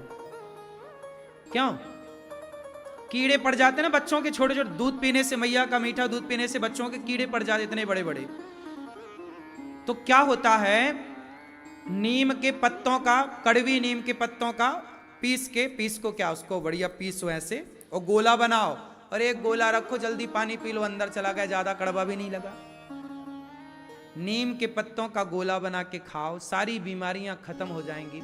आप नीम का गोला नहीं खा सकते, लेकिन डॉक्टरों को दे दे के मरोगे। और डॉक्टर भगवान होते हैं, इसमें कोई दो राय नहीं है। डॉक्टर अच्छे होते हैं, कोई इसमें आपत्ति नहीं है। डॉक्टर दवाई करते हैं आपके भले के लिए, बात सही है, लेकिन याद रखना, डॉक्टर जो दवाई देते हैं ना, यदि वो आपने 1 हफ्ता खाई, 3 दिन खाई, तो उसका कोई नुकसान नहीं है। पर लंबी दवाइयां आप खा रहे हैं तो निश्चित मानो कि वो दवाइयां आपको नुकसान पहुंचाएंगी। और दवाइयों के भरोसे ना रहो। कैल्शियम की कमी है तो चूना मिला के पानी में पी लो, चूना में कैल्शियम है। सफेद कलर का वो आता है तिल, तिल के लड्डू बनते हैं, भरपूर कैल्शियम, तिल के लड्डू बनवा के खा लो। बुढ़ापे में तो 1 लड्डू तिल का जरूर खाना चाहिए, क्योंकि बुढ़ापे में कैल्शियम कम होता है। तो आप कोशिश करें कि आयुर्वैदिक तरीके से अपना इलाज करें। जो पुरानी परंपराएं थी, आप सिद्धू पाजी ने बताया कि भाई वो नीम का पत्ता खाते, उनकी पत्नी को खवाए और वो बिल्कुल स्वस्थ हो गई। जो कैंसर के मरीज हैं, डॉक्टरों के पास जा जा के आप पैसा भी बिगाड़ते हो, मर भी जाते हो। अच्छा है कि नीम की पत्ती खाओ। वो खाने पे कंट्रोल, उन्होंने बताया कि यदि आप खाने को 16 घंटे का गैप देते हैं, खाना कम खाते हैं, रोटी और चावल बंद करते हैं, तो जो कैंसर बनाने के सेल हैं वो स्वतः अपने से नष्ट हो जाते हैं। भाई कैंसर जो है वो भी तो एक प्रकार का बैक्टीरिया है, उसे भी तो आपके भोजन से ही उसको तत्व मिलता है, ताकत मिलती है। तो उसे खाने ही मत दो, उसे कड़वी नीम खवाओ, अपने आप वो मरेगा। कैंसर का जो सेल है, बैक्टीरिया है। अदरक का रस दो, हल्दी। अब सोचिए कि शादी होती है ना तो हल्दी चढ़ती है, पूरे शरीर में हल्दी लगाई जाती है। कितना बड़ा हिंदू समाज कितना साइंटिफिक रहा है। हमारे यहां हजारों साल से दुल्हन दुल्हा को क्या लगाई जाती है, क्योंकि लोगों को पता है कि घाव में हल्दी लगाए तो ठीक हो जाए। उनको पता है कि घाव तो मिलने ही है, पहले ही से एंटीबायोटिक लगा के चलो शादी के पहले ही, क्योंकि शादी के बाद तो आदमी फिर बता भी नहीं सकता कितने घाव है, तो पहले ही हल्दी लगा ली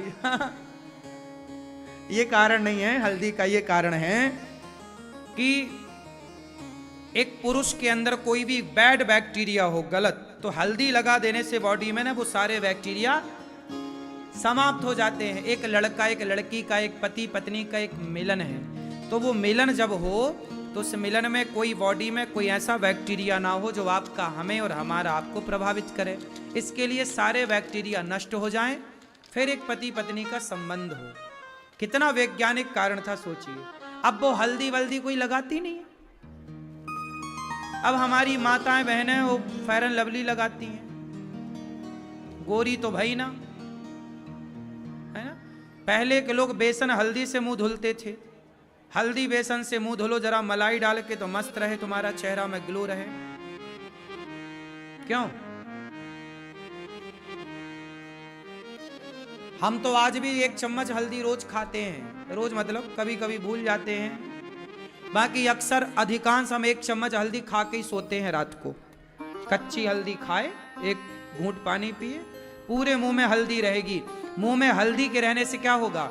जैसे आप बच्चों के दांत खराब हो जाते हैं, जैसे आपने चॉकलेट खाई, गुड़ खाए और सो गए, तो पूरे मुंह में रात भर मिठास रहती है। उस मिठास से क्या होते हैं? मुंह में दांत खराब होने की संभावना, मसूड़े खराब होने की संभावना, वो बैक्टीरिया बनते हैं। और आपने सोने के पहले हल्दी का कुल्ला कर लिया ना, तो जितने बैक्टीरिया पनपने वाले थे सब खत्म।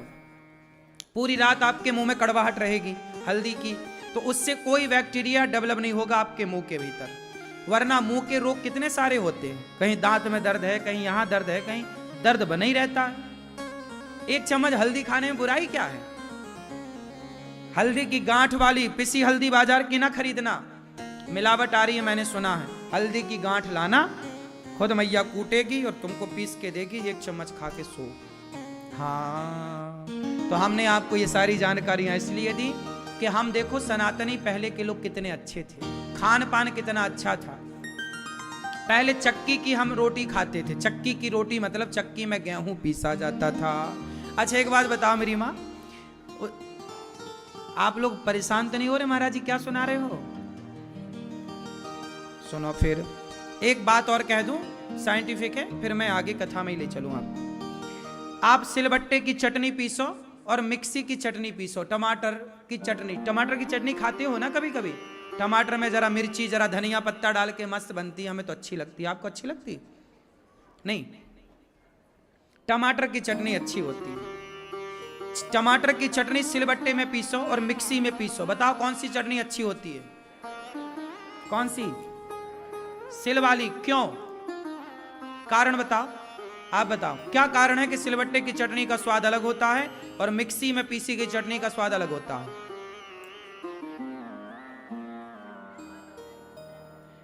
इसका दूसरा कारण ये है, देखो नेचुरल वो पत्थर के सिलबट्टे से हमने घिसी, वो तो अच्छी बात है। मिक्सी क्या करती है, इतना तेज घूमती है कि वो घूमने से ना मिक्सी का जार भी गर्म हो जाता है, और एक गर्म हो जाने से जो उसका नेचुरल स्वाद है वो गर्म होने से बदल जाता है। उसके कुछ गुड़ चीजें भी समाप्त हो जाती हैं, इसलिए स्वाद में परिवर्तन। अब जैसे आप गेहूं का आटा, पहले की मैया गेहूं पीसती थी चक्की में। कौन सी चक्की? हाथ चक्की। उसकी रोटी बना के खाती थी, उसकी रोटी। और जो बाजार में चक्की में आप आटा, अच्छा ये बात बताओ, चक्की में जब आप आटा पिसवाते हो तो आटा तुरंत लेना गर्म रहता है कि नहीं? हाँ या ना? रहता ना। जबकि चक्की में आप आटा पीसना गर्म नहीं रहेगा, चक्की में गेहूं पीसना गर्म नहीं रहेगा। हाँ या ना? आप माने ना माने, जरूरत नेचुरल जो स्वाद है, नेचुरल जो चीजें हैं उन्हें नेचुरल ही रहने दो। आपने मशीन से पीसी, इतना गर्म उसका टेम्परेचर तापमान हुआ कि वो तापमान गर्म हुआ फिर ठंडा हुआ। ये ऐसे ही हो गया कि जैसे आप बहुत गर्मी में गए, पसीना बहा और आपने तुरंत पानी पी लिया, तो क्या बन जाएगा आपको? सर्द गर्म हो जाएगा।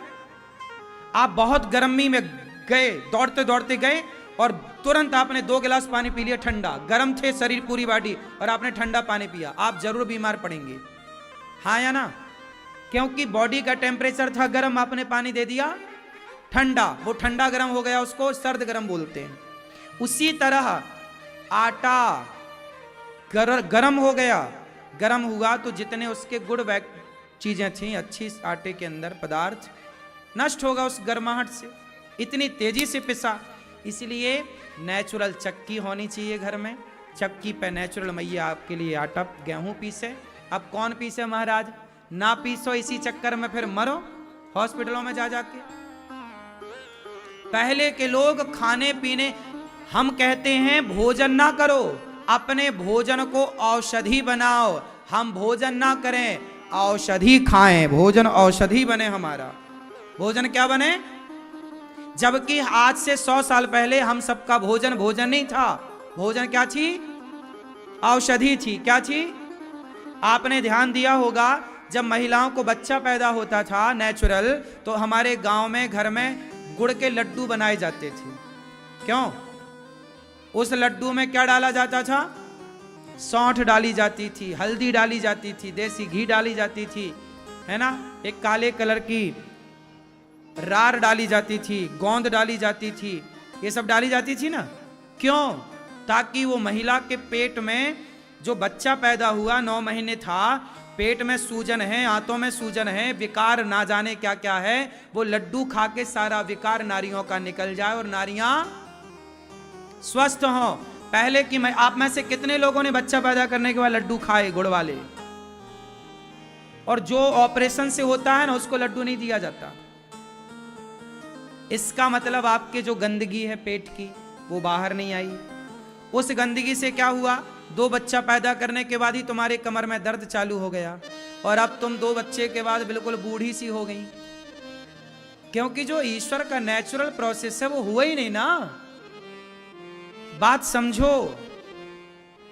आज की आधुनिकता में आप जी रहे हैं, बात अच्छी है, लेकिन पुराने लोग बहुत साइंटिफिक थे, वैज्ञानिक थे। पहले 10-10 बच्चे होते थे महिलाओं को, और 10 बच्चे होने के बाद भी कुएं से पानी भरना, खुद से चक्की पीसना, खुद से कपड़े धुलना, और बूढ़ी होती हड्डियां क्या मजाल के चढ़ करें, घुटने में दर्द हो। क्यों भैया? पहले के लोग ज्यादा स्वस्थ थे आज के लोगों की बजाय। तो आप जी तो रहे हैं, लेकिन रो रो के जी रहे हैं।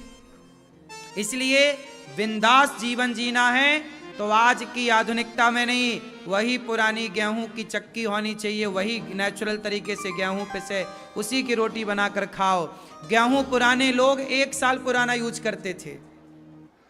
कुठला में आके भर जाता गेहूं ड्रम में, पिछले साल के गेहूं को पिसवा के धुलवा के माताएं सुखा के फिर पिसवाएं, फिर पीसें, एक प्रोसेस था।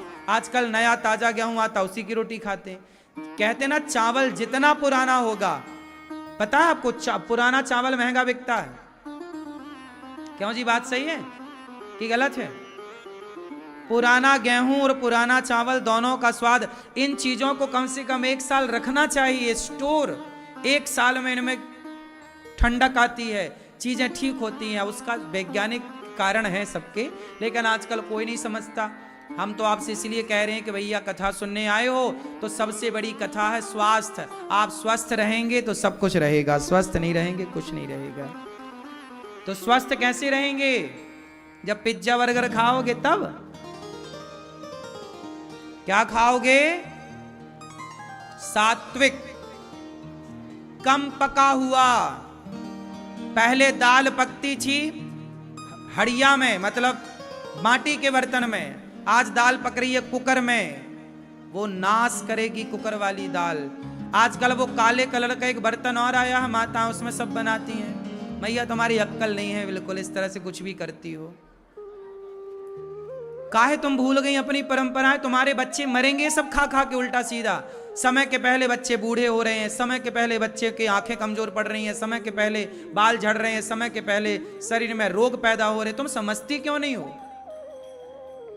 तुम्हारी आलस्य के कारण तुम्हारे बच्चे बीमार हैं। जो तुम ना बनाती हो चक्की वाला, ना सेटअप कुछ रखी हो, तुम्हारे बच्चे परेशान हो, हॉस्पिटल जा रहे हैं। अच्छा खवाओ ना अपने बच्चों को। तुम्हारे बच्चे पिज्जा खा रहे हैं, बर्गर खा रहे हैं, तुम घर में बनाती नहीं हो बढ़िया स्वादिष्ट, तो बच्चे बाहर का खाएंगे। घर में इतना बढ़िया बना के खवाओ बच्चों को कि बाहर जाने की जरूरत ही ना पड़े। नेचुरल खवाओ। क्यों मेरी माँ? आजकल माताएं बनाती नहीं है घर में, बाहर से बुलवाओ, बाहर से बुलवाओ। मरोगे ये बाहर का खा खा के मैया। बात सही है? आदमी क्या खवा रहा है, क्या बना रहा है, तेल कैसा गंदा यूज कर रहे हैं लोग। बाजार में देसी घी के नाम पे सुअर की चर्बी बिक रही है, तुम बाहर से घी मंगा के खा रही हो। पहले की माताएं दही मंथन करती थी, योग भी होता था, सर्वाइकल नहीं होता था। ऐसे ऐसे करो, सर्वाइकल नहीं होगा कभी। अब ऐसे करती नहीं मैया, तो बैठी है बिल्कुल अकड़ के।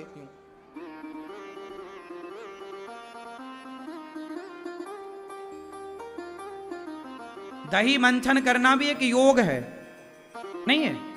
अब दही मंथन घर में होता था, बढ़िया नेचुरल मक्खन मिलता था, बच्चे मक्खन खाते थे, घी खाते थे। अब बाजार का घी खा रहे हैं, क्या गारंटी कि उसमें घी में शुद्धता है? बाजार में घी मिलता है पूजा के नाम से, पूजा वाला घी। बताओ कितने रुपये किलो मिलता है? हाँ, 200 रुपया किलो, 300 रुपया किलो। अब बताओ वो घी है, सुअर की चर्बी है। अब बताओ 200 रुपया में घी है कहीं किलो भर, 300 रुपया में कहीं घी मिलेगा किलो भर देसी घी। 1 किलो देसी घी बनाने में कम से कम 10 किलो दूध लगता है, 10 किलो से ज्यादा। अब 10 किलो दूध की कीमत क्या निकली, जरा निकालो। 50 रुपया के हिसाब से भी निकाला तो 500 रुपया। अब 500 का तो दूध ही लग रहा है और 300 रुपया का घी बाजार में बिक रहा है पूजा के नाम से। अब वो घी है कि जहर है, और लोग यदि उसे खाए तो मरेंगे। बताओ भैया घी की लागत क्या है ओरिजिनल। 10 किलो दूध लगता है 1 लीटर घी में, ज्यादा ही लगेगा, मैं कम बता रहा हूं। 10 लीटर दूध का 1 लीटर घी निकलता है। बात सही है कि गलत है? प्रैक्टिकल कर लेना मैया। 500 रुपए का तो दूध हुआ, 60 रुपया किलो है तो उसकी कीमत और बढ़ गई है ना। इसलिए खिलवाड़ ना करो अपने स्वास्थ्य से। ये बच्चों से खिलवाड़ कर रही हो आप। यदि बाजार का ये घी तुम खवा रही हो बच्चों को, बाजार का तेल खवा रही हो, डबल रिफाइंड, काहे खवाना रिफाइंड। हम कहते हैं तुम सरसों खरीदा करो, सरसों खरीद के ले जाओ भैया, सरसों पिरवाओ, सरसों पिरवा के हाथों हाथ ताजे आंखों के सामने तेल भर के ले आओ, सरसों का, तिल का, मूंगफली का, वो तेल खाओ ना। फिल्टर वाला तेल क्यों खाना, मुझे बताओ क्यों भैया। जो आप मूंगफली खरीदो और मूंगफली ले जाओ और डायरेक्ट तेल निकलवा के ले आओ, वो तेल शुद्ध है कि बाजार का तेल शुद्ध है? उत्तर दो। डायरेक्ट मूंगफली का तेल बच्चे खाएंगे, निरोगी रहेंगे। अब मूंगफली का तेल फिल्टरों में जो होता है केमिकल से फिल्टर होता है, केमिकल का कुछ पॉइंट कुछ ना कुछ तो रहता ही है तेल में, वो खाते हैं। पता नहीं आप क्यों बच्चों के साथ खिलवाड़ कर रहे हैं। तुम्हारे बच्चे आज घर में जहर खा रहे हैं और मैया तुम खवा रही हो। कुकर की दाल खवा खवा के मारे डालोगी तुम, कुकर का चावल बना बना के तुम मार डाल रही हो बच्चों को। इसलिए आज समाज में केस कौन से बढ़ रहे हैं, सुनो। बहू के बच्चा नहीं हो रहा, लड़के को बच्चे नहीं हो, डॉक्टर कह रहे हैं तुम्हारे शरीर में कमी है, लड़कों में कमी। आज कितने लड़कों में कमियां आ गई कि वो बच्चे नहीं पैदा कर पा रहे हैं। क्यों, बताओ कारण। क्योंकि आपने गलत खान पान दिया बच्चों को, तो शरीर में जो एक मर्द के अंदर मर्दानगी होती है ना, जिसे तेज कहते हैं, वो डेवलप हुई ही नहीं। जिस पदार्थ से वो बनता है तेज, जिससे बच्चे का निर्माण होता, वो बना ही नहीं। इसलिए आज के बच्चे कमजोर हैं। इसलिए पुरुषों के अंदर पुरुषत्व होना चाहिए। वो कैसे होगा? हेल्दी खान पान से। अब हेल्दी भोजन घर में है ही नहीं। जब घर में हेल्दी भोजन नहीं है तो बाजार के भोजन की तो छोड़ ही दो। पिज्जा बर्गर खा के कौन से बच्चे पैदा करोगे तुम? इनमें बच्चे पैदा करने की ताकत नहीं रह जाएगी। आने वाले टाइम पे देख लेना, तुम्हारे फिर बच्चे वंशावली रुक जाएगी जो तुम लापरवाही कर रही हो मेरी मां। आज देख लेना समाज में, बताओ बच्चा नहीं हो रहे हैं, ये केस ज्यादा है कि नहीं? उत्तर दो। कहां से आ गए ज्यादा? पहले तो नहीं थे, पहले तो नहीं थे, कहां से आए? तुमने एल्यूमिनियम के बर्तन में भोजन कराया। आपने कभी एल्यूमिनियम के बारे में सुना? अंग्रेजों ने एल्यूमिनियम को सबसे पहले जेलों में भोजन बनाने के लिए रखा था, क्योंकि एल्यूमिनियम में खाने से जो पुरुषों का वीर्य है, पुरुषत्व है, वो क्षीण होता है, नष्ट होता है। एल्यूमिनियम पुरुषों का सबसे बड़ा दुश्मन है। लेकिन पुरुष आज सारे घरों में एल्यूमिनियम की कढ़ाई है, एल्यूमिनियम का कुकर है, खवा रही हो। आने वाले तुम्हारे बच्चे ना होंगे, देख लेना तुम। और खवाओ एल्यूमिनियम के बर्तन में, और बनाओ एल्यूमिनियम की कढ़ाई में। तुम्हें तो आलस्य आता है ना बनाने में। कौन बर्तन धोए, मिट्टी में कौन बनाए? पहले बर्तन होते थे कांसे के, पहले बर्तन होते थे पीतल के। और कुकर में क्यों बनाना है दाल? दाल बनने में जो नेचुरल समय लगता है पकने में, वो लगने दो, वही उसकी सुंदरता है, उसी में स्वाद डेवलप होगा। अब तुमने प्रेशर मारा कुकर का, दाल पकी नहीं, मर गई। मरी दाल खा रहे हैं तुम्हारे बच्चे कुकर की, एल्यूमिनियम की।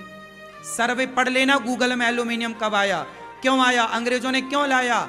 कि जेल के भीतर जितने क्रांतिकारी थे उनकी जो एनर्जी वो नष्ट हो। एनर्जी नष्ट करने वाला पदार्थ है एल्यूमिनियम। सर्च कर लेना, गूगल में पढ़ लेना, यकीन ना हो तो। और कौन सी शक्ति नष्ट करता वो भी स्पष्ट बता दूं, वीर्य को नष्ट करता है, बच्चे पैदा करने की क्षमता नष्ट करता है कुकर। कुकर और एल्यूमिनियम का बना कोई भी पदार्थ, कोई भी बर्तन। अब आप मानो मत मानो, हमारा धर्म है बताना, मानो ना मानो आपका काम।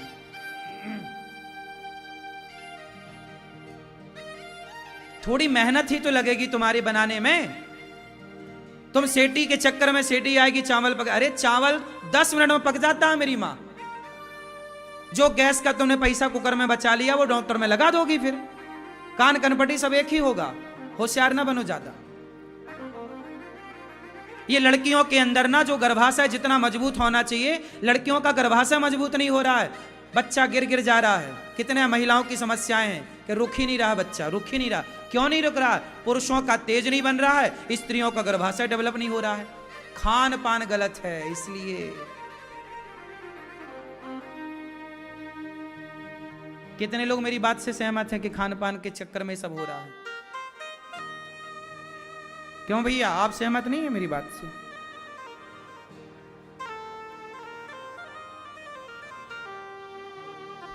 भाई मैं तो बिल्कुल कुकर का प्रयोग नहीं करता, कोई कुकर का प्रयोग मैं नहीं करता। मैं सिंपल, मैं कम पका, मैं चावल कम खाता हूं, रोटियां कम खाता हूं। मैं पहले फल ज्यादा खाता हूं, मैं अंकुरित चने खाता हूं, अंकुरित दाल खाता हूं, रस पीता हूं फलों का, और मुझे पका हुआ पदार्थ पसंद ही नहीं।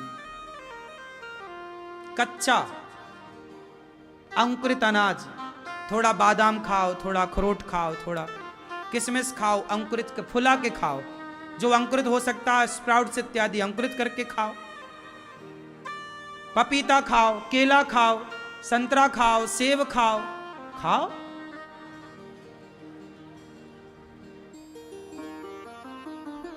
तरीके का खाओ, तरीके का बनाओ।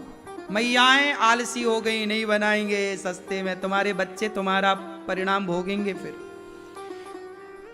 यम प्रव्रजन्त मनुपेतमपेत कृत्यम द्वैपायनो विरह कातरया जुहाव पुत्रेति तन्मयतया तरवोभिने दुष तम सर्वभूत हृदयम मुनिमान तोष्मि। सुखदेव भगवान का जन्म हुआ, जन्म लेते ही संन्यास लेने चल पड़े। पिताजी रोके, पुत्रेति तन्मयतया, पुत्र रुक जाओ जरा, हम कह रहे हैं सुन लो, विवाह कर लो ना पिताजी। सुखदेव भगवान बोले कि हम रुकेंगे नहीं, संसार में आए हैं, भगवान का भजन करेंगे और फिर भजन करते हुए जीवन को भगवान में समर्पित करते हुए आगे का काम करेंगे। नहीं रुके। वही सुखदेव भगवान को, सुखदेव जी को राजा वेदव्यास जी ने भागवत सुनाई, उन्होंने परीक्षित जी को सुनाई और परीक्षित जी ने भागवत सुनी। सूत जी महाराज आए शौनक आदि ऋषियों के बीच में, कहा हमें कथा, शौनक आदि ऋषि बैठे, बोले हमें कथा सुनाओ। कौन सी कथा सुनाए? भक्ति ज्ञान विरागाप्तो विवेको वर्धते महान माया मोह निरासश्च वैष्णवै क्रियते कथम। कथा कैसी होनी चाहिए? जिससे भक्ति बढ़े, ज्ञान बढ़े, वैराग्य बढ़ जाए। भक्ति ज्ञान विरागाप्तो, भक्ति ज्ञान वैराग, ऐसी कथा हो जिससे हमारी भक्ति बढ़ जाए, ज्ञान बढ़ जाए। कथा क्या करती है? भक्ति बढ़ाती है। भक्ति तो बढ़ाएगी, साथ में ज्ञान बढ़ाएगी। जैसा कि अभी आपका ज्ञान बढ़ा, खाने पीने का ज्ञान, और भी ज्ञान बढ़ेगा, अन्य विषयों पर बातें होंगी, तो ज्ञान तो बढ़ता ही है कथा से। और वैराग्य, संसार से मन हट जाना वैराग्य है। अच्छा, संसार में मन लगाना सही है कि गलत है? मैया, संसार में मन लगाना सही है कि गलत है? सही है। क्यों मैया? भगवान, संसार में मन लगाना सही है कि गलत है? हाँ मैया, आप बताओ, संसार में मन लगाना सही है कि गलत है? नहीं बताओ, कुछ तो बोलो, सही बोलो, नहीं बोलो कोई पैसे थोड़ी लग रहे हैं, नंबर भी नहीं कटेंगे, बोल दो। हाँ? सही है? आप बताओ, संसार में मन लगाना सही है? हाँ सही है। कहाँ लगाएं महाराज जी? संसार में तो लगाना ही पड़ेगा। हाँ देखो, संसार में मन लगाना, अब आपने, अब प्रश्न क्लियर नहीं है, इसे और क्लियर कर दूं। संसार में मन लगाना, संसार में क्या है? स्त्रियां हैं, पुरुष हैं। संसार में क्या है? एक स्त्री के सिवा, एक पुरुष के सिवा इस संसार में क्या है? एक पैसे के सिवा इस संसार में क्या है? तो संसार में मन लगाना मतलब कहां मन लगाओगे? यदि बेटे में मन लगा है तो भी तो गलत है,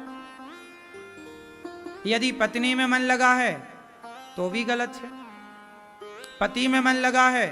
लेकिन यहां एक अर्थ यह भी हो सकता है कि पत्नी में ही मन लगे और किसी पड़ोसन में ना लगे, पति में ही मन लगे और किसी पड़ोसी में ना लगे। यहां तक तो बात सही है कि मन परिवार में लगे, पत्नी में, पति में, बच्चों में ही रहे, हम यहां वहां ना भटकाएं, यहां तक तो सही है। लेकिन इससे जब ऊपर का स्टेप आएगा, ऊपर की स्थिति आएगी, तो यह कहा जाएगा कि अब पत्नी और पति से मन हटाओ। अच्छा ये बताओ, पति और पत्नी, बच्चों में मन, व्यापार बिजनेस में मन कब तक लगाना चाहिए?